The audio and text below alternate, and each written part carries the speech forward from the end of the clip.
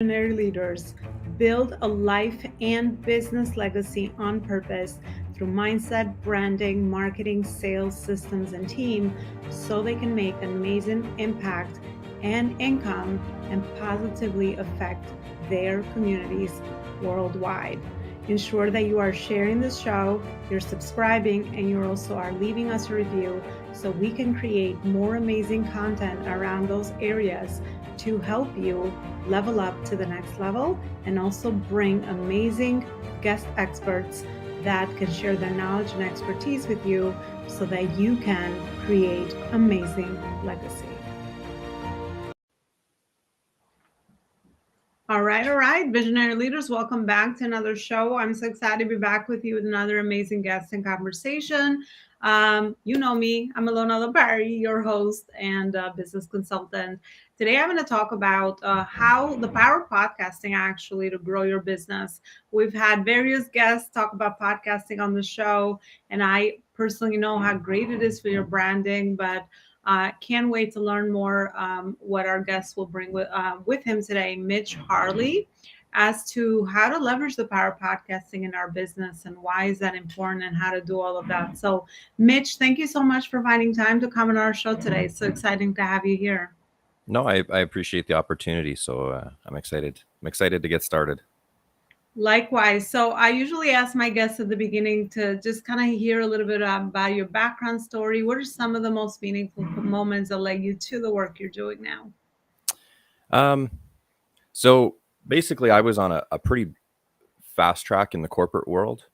I climbed very quickly in a short amount of time. Like within 8 years, I went from just being that guy on the desk answering phones to looking after a huge region with multiple branches and sales teams. And then one day it just got pulled out, and I was on the street.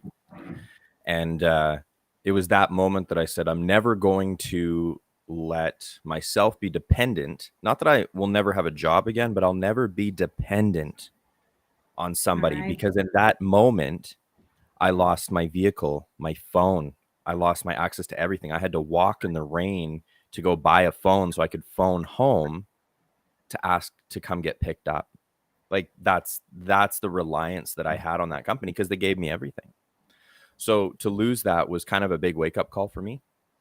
And then a few years down the road, through some struggle and things like that, I was complaining about the service of a supplier that I had, and one of my old colleagues, they was on the phone, and they just said, "Mitch, either shut up or do something about it." And I was like, "Well, that's a good point." Okay, so I started up a sales and management training company. I started a module based program that was customizable for companies, and through my development of that and outreach, trying to build those classes up, um, I came across somebody that was interested in what I was doing. And together we just kind of brainstormed. And a week later, we started our first podcast and we never looked back. Mm. That's really amazing. And yeah, I guess so relate to some of the steps you took in your journey as well with climbing the corporate ladder and then realizing that, yeah, you're dependent. You're dependent on other people to tell you how much, the value you bring to the marketplace and all of that. So venturing out on your own as an entrepreneur is definitely something that took me a while to also wrap my mind around. But yeah, I haven't looked back ever since because you get to create, you get to build the thing that you always probably wanted, and then every day your vision expands. So it's just that beautiful journey that connects those two things. So when you started your podcast, so how did your podcast evolve, or how did the I guess what I'm asking is how did the journey from starting your podcast help you with your endeavors in your business as well? So the podcast was probably one of the hardest, healthiest things that I ever did. Um, so Hmm. when it started, we were like, hey, let's just uh, use it to bring business insights to entrepreneurs. That was our focus. Those were our parameters within the show. And as we started um, putting out content and as we started bringing guests on the show, we started realizing, hey, we have some real value here. Like, this is actually really cool. What if we were to start business consulting? And so we down the road ended up with business clients. And Devin has a marketing agency as well. And so the podcast was kind of became a vehicle for both of us. And we started to develop and grow. And as that progressed, my vision of what the podcast was continually evolving because it kept bringing new opportunities to us. The more guests that we had, the more people we interacted with, the work that it made me do allowed me to open up my doors of opportunity to a worldwide network. After the business consulting, we realized that entrepreneurs tend to want things instead of what they need. And so what they were wanting was different from what they needed. And what we realized was that personal development was the number one lacking thing in entrepreneurs in order for them to keep growing, their mindset changing, their habits, their structure, their family life, their home life, whether they were married or not. And so we started implementing a lot more personal development programming into not just the podcast, but our programs outside of that as well.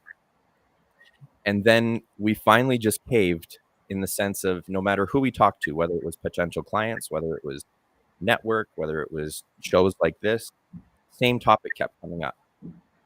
Tell me about your podcast. I've always been interested in a podcast. I'm not really curious about podcasting.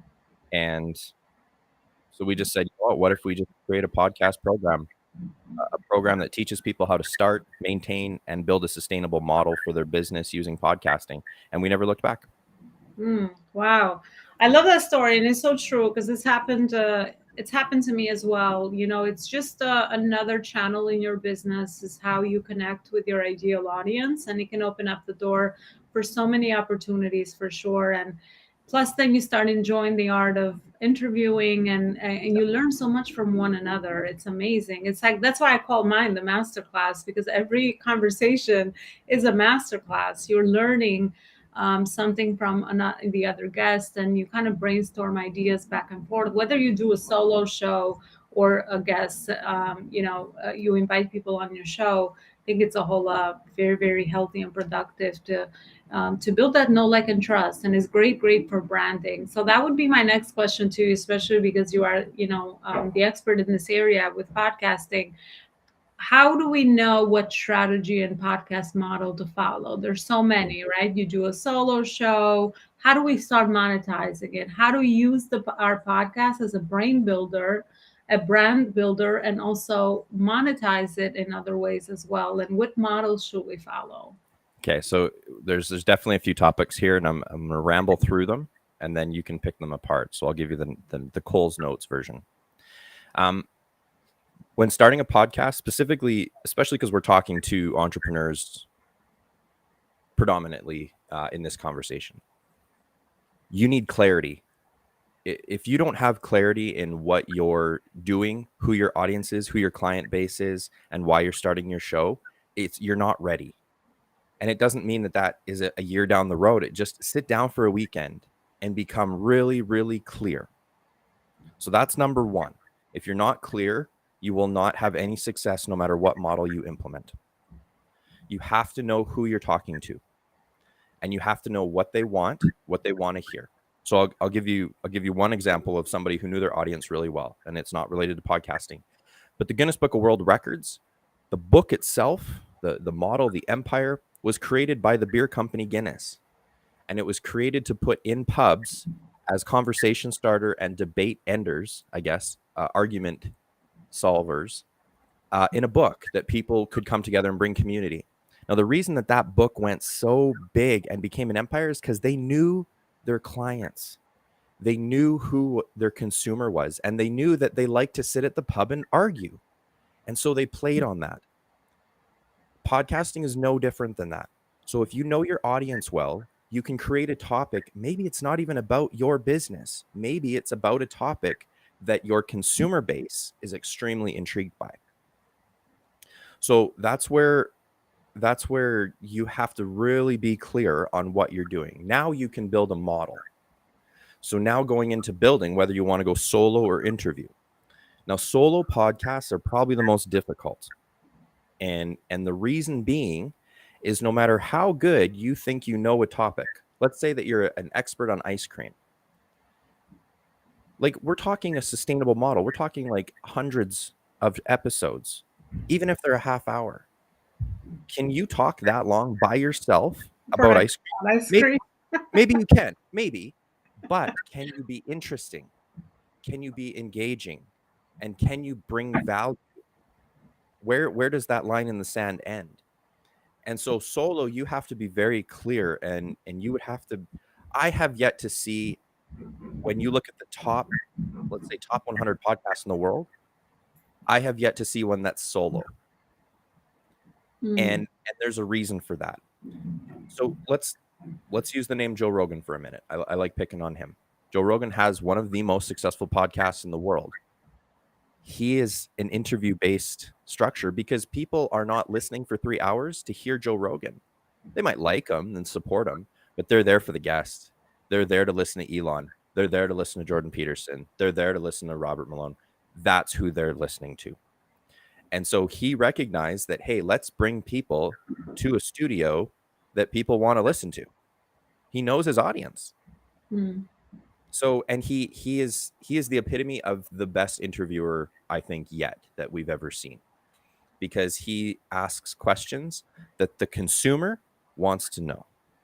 mm-hmm. Ask these, he doesn't do it to inflate his ego. He doesn't ask questions that everyone's like, I don't really care about that question. He asks the raw and dirty questions that you and me want to ask.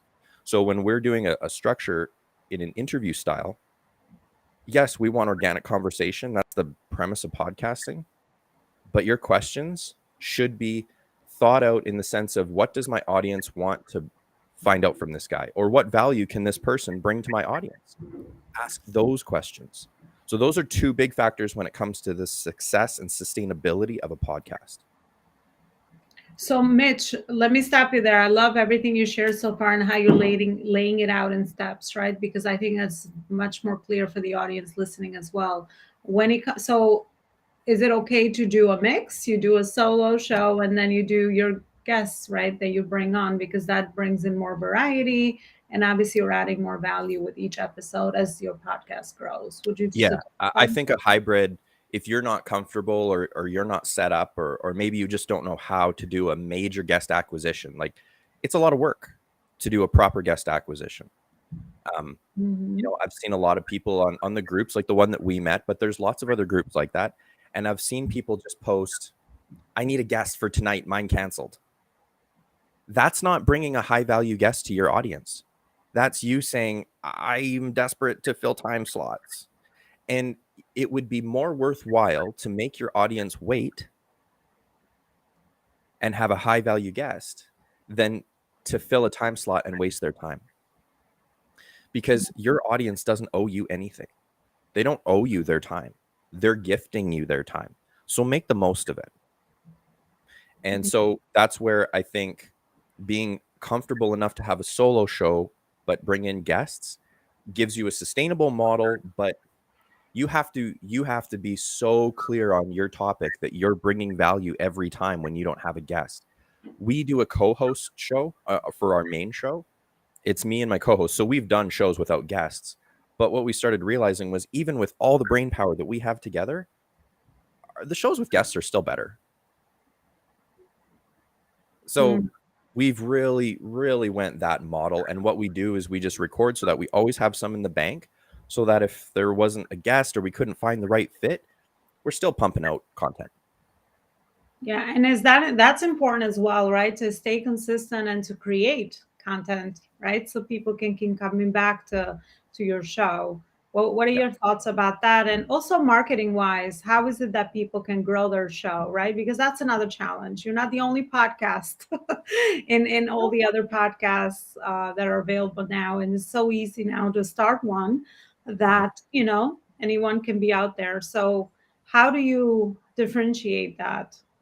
So there, With okay, there's marketing. there's a couple mindsets that we have to break, and in the podcast community, this has. So let's clarify the podcast community just for a second to put some context in here. Podcasting is new, and people argue, say, well, it's been around for, had listened to the same podcast for 5-6 years. That is new. An industry that is broken out and is less than 10 years old, like, there's still so much growth and evolution that's going to happen within podcasting. And because everybody does have access and has the tools to podcast, especially through COVID. It basically set us up to podcast. We got mics, we got Mm, computers, we got yeah. cameras, we got lights. And now it's like, well, I might as well just record myself. And so that's what started happening. But what has happened now is the same as any industry that grows. Like here in Canada, we have the cannabis industry. Well, it became kind of the Wild West. Everyone and their dog got licenses and everyone opened up stores. And 8, 9 months later, stores started closing down because it got saturated. And then those that were successful and had good models, well, they flourished and the others went. And that's what's happening in podcasting. The statistics show right now that over 50% of started podcasts don't last 6 months. And out of those podcasters, Mhm. over 50% of those don't last 4 episodes. So what's breaking those barriers? And the biggest thing is the myths. People don't understand podcasting. Just because you can drive a car doesn't make you, a NASCAR quality driver. Just because you can do something doesn't mean you're good at it yet. You need to be trained, you need to be coached, you need to learn the art. And that's where there's a disconnect in the community right now. Is nobody is actually learning the art. They're kind of just floundering around looking at what mics to use or what camera to use, but nobody's talking about content. Or even probably repurpose their content from other channels and just calling it a podcast. So the definition of podcast right now, everyone thinks, oh, if you have a YouTube channel with a mic, that's a podcast. It's not. It's not a podcast. A podcast is by definition an audio stream. The fact that we have the technology and the ability and the platforms to use video to market it and push it out, cool. That's a big bonus. But at the Right. end of the day, it's an audio form content. So that's what we have to focus on as podcasters is our audio quality, our clarity of speech, our conversation. It's like the better version of radio. Ultimately, this is what radio should have been 20 years ago, and it's unfortunate. So there's a couple myths that have to be broken in order to be successful and even start talking about branding or marketing. And one of them is followers are not as important as you think. Mhm. So we have been bombarded by platforms like TikTok and Facebook and Instagram that hundreds of thousands of followers is the only way to success. 1 million followers and you've made it. You haven't made crap all. You haven't, because maybe from a popularity standpoint, but podcasting is not a popularity game. It's a strategy. So, I'm not harping on people that dance on TikTok, but pretty girls who dance on TikTok can get 1 million followers a lot easier than I can. But what's The quality. the goal? Yeah. Are they actually benefiting? Maybe they'll get a sponsor, but as soon as the followers disappear or they don't keep up with their content, they lose the sponsorship. Like it's such a finicky scenario. But in podcasting, if you have 100 listeners, if you have 1,000 listeners, are they the right listeners? And that's where you can target with podcasting. I would rather have 100 listeners that buy my products, that support me, Oh, that are yeah. in my network, than 1 million followers who just happen to find me on scrolling. I So agree on that. Mhm. we have to change our concept that social media has embedded in us. Podcasting is not about width, it's about depth. So that's what goes back to our original conversation about clarity. We have to be clear on who we're serving. Because us, for example, our show is about entrepreneurs. We don't get 1 million listeners because entrepreneurs are a select percentage out More of niche. the demographic. Yeah. So we have to target those entrepreneurs and really get to the value. And out of those entrepreneurs, we may only be applicable to a certain percentage of those. So we really ignore the following, we ignore the listens, and we say, let's just focus right now on quality content, because the connections that we have made have not come from our listeners, they've come from our guests. And those opportunities that have opened doors from us are the guests that have sat there for an hour with us and said, after the show stopped recording, said, you guys got something here. What can we do together? Yep. Absolutely. The relationship building Huge. aspect that you get to do as you have conversations like this. Once you learn more about one another, it's just the power of networking goes back to that. So So I let's take love out that. your perspective on quality versus quantity, because I speak very often about that. I've grown my successful business on quality, For sure. not on the millions of people and followers, right? That Okay. business model, we can grow that as we grow the business, right? But Absolutely. depending on what phase and stage you are in, you have to be very laser focused on what your goals are. Yeah. Look at a company like Rolls-Royce. Do they produce the same amount of cars as Ford? No, No. but they don't need to. They make more money. Like their cars are like, One $1 after million. a different Why? market. Because they service a certain demographic and they really hone in on their clients. Ford goes to the masses. So you have to decide what are you? Are you a commodity type product or are you a niche product? So Mm, that's where it goes back to clarity. I think now is a really good time to go into branding because good. this is so important. So especially because we're talking about using podcasting for businesses. I'm going to use the example of razors, like shaving. When you watch a TV commercial for Gillette or Schick, they put on this fancy show, and this guy shaves so smooth, in fact, that this beautiful blonde tennis player comes in and kisses him on the cheek. That's how smooth this razor leaves him. But when I'm shopping for a razor, do I think back to that commercial and expect some model to come in and give me a kiss because I use that razor? Is that why I'm going to buy it? Or am I going to buy it because when I was talking with my buddies, we were watching the game and they're like, oh, I'm like, oh, I need razors. I got to shave. He's like, yeah, I just bought this and I like it.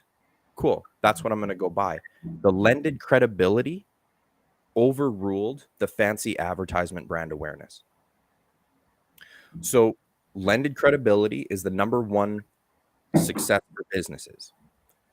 How do you get lended credibility? Well, you need people to take a risk on you. How do you get people to take a risk on you? Well, they need lended credibility. So what comes first, the chicken or the egg? In podcasting, the beautiful thing is you build your own. People can listen to you and you're building your own street credibility. Your lended credibility is yourself. And then they trust you and they buy your product. So it's not about, in that instance, it's not about monetizing off the screen. It's monetizing yourself. So for example, there was a car dealership here in our city that had a podcast. Is everyone listening to that show going to run out and buy a car that day? No. But if the podcast is done properly and it's talking about topics that people like and trust you, they come to you. Guess when they are in the market for a car? Guess who gets first opportunity? Hands down. It's the person they've been listening to for the past 6 months. Of course. Yeah. That is, they built their own lended credibility. And maybe they won't make the sale, but that's up to their sales team. But the podcast did its job in getting people to say, hey, those guys, I like them, I trust them. You if you trust somebody, you will never buy anywhere else. You're not talking about price. You will never go somewhere else. Trust cannot be bought. It has to be earned. So how do you earn people's trust? You have to communicate. You have to engage with them. You have to build relationships. That's how trust is earned, and this is a great way to do that and do it on your show as well. Well, Mitch, I mean, so much great wisdom. I'm just listening very attentively. I love all the information you share so far, and I really hope the audience will also walk away and take away a lot of great nuggets from our conversation for sure. At the end, we've actually reached the end of the show, and I would actually ask you, what is it? What is it that framework wise you offer in your program for people? So, what are the specifics of the work that you do with helping them, I guess, start all the way from beginning? Is that what you do? Help them start Yeah. launch the podcast all There's the way two. to So growing? kind of our big campaign product right now is specifically designed for people that haven't started a podcast but are really wanting to and just don't and are lost, right? They're like, I got the mic, I don't know what to do from here. Second would be people that maybe they've broken the 6 month threshold, maybe they haven't, but they're kind of running into those consistent roadblocks that brings you. I'm plateauing, or I'm getting tired of editing, or I'm doing, and so we give you those tools through that program so that you can do it yourself.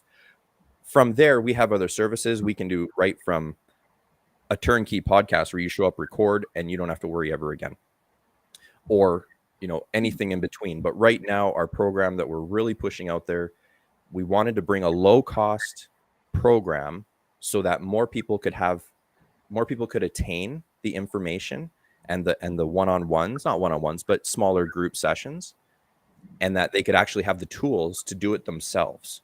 Because to pay someone to do full production is out of reach for most people unless you have a marketing budget.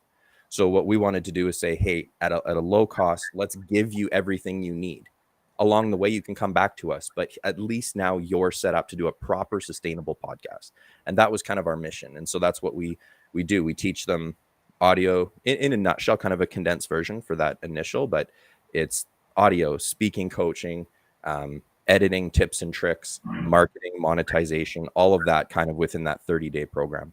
Well, yeah, it seems like it's jam packed and it has all the steps, because a lot of people start podcasting, as you also mentioned, in many different avenues and ways. And I don't think they always have all the steps to how to package it all together, because it is its own product. I also see my show, it's its own product, right? It takes effort, takes energy, takes planning. So all of that, knowing what you're doing behind it and the vision behind why you want to start and how you want to grow it and have it grow with your business as well. I think it's really important to have that guidance that you guys have put together as far as your program. Well, Mitch, I usually ask my guests at the end a final message for our audience of entrepreneurs and also corporation business leaders that are listening, that you want to share with them, and also where is it that people can continue the conversation with you? Oh yeah, absolutely. So I'm gonna keep it kind of podcast themed. If your business and you want to reach the masses and you don't want to get buried, podcasting is still a very raw, open, and big opportunity from a marketing campaign. It can actually replace an entire marketing strategy. And so it's such a beautiful product that you can package with the right strategy and right team. And we love to do that for businesses, corporations, or anyone that wants to do a trial run with it. As far as reaching us, we've got our website's probably our best one to go, the perspectivepodcast.ca. You can contact us there, but we're also on all the platforms for the Perspective Podcast, TikTok, LinkedIn, you name it, Facebook. And yeah, we'll definitely get back to you. But even just kind of that introductory 101, even a business, send someone into the class, get an overview, and then you can decide, is that the right fit, for a model for your business. Absolutely. Well, yeah, there you have it. Go check out Mitch's website and get familiar with his work and all the other amazing stuff he has going on for sure. And Mitch, it was such a pleasure to meet you. Thank you so much for all the amazing wisdom you share with us today. And we will part together with another show, but don't forget to, again, support the podcast, right? That's what we talked about today. It's important to leave us a review and also share the podcast with other entrepreneurs. Because if you find value, I'm sure there's someone else that's going to find value from this amazing conversation. Thank you so much and have a great rest of your day. Bye, everybody.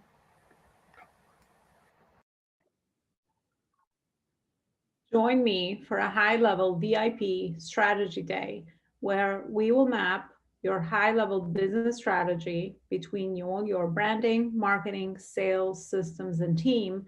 And you will walk away with a very clear plan for your business for the upcoming years to come for you to build on. One of the things that most entrepreneurs are missing is the one-stop shop for business strategy, where you are connecting all the dots in your business, and you can rest assured that you are staying focused and working on your business priorities at all times. Reach out to me, connect to see if you are interested in a high level VIP strategy day, and I'll give you more details. Thanks so much.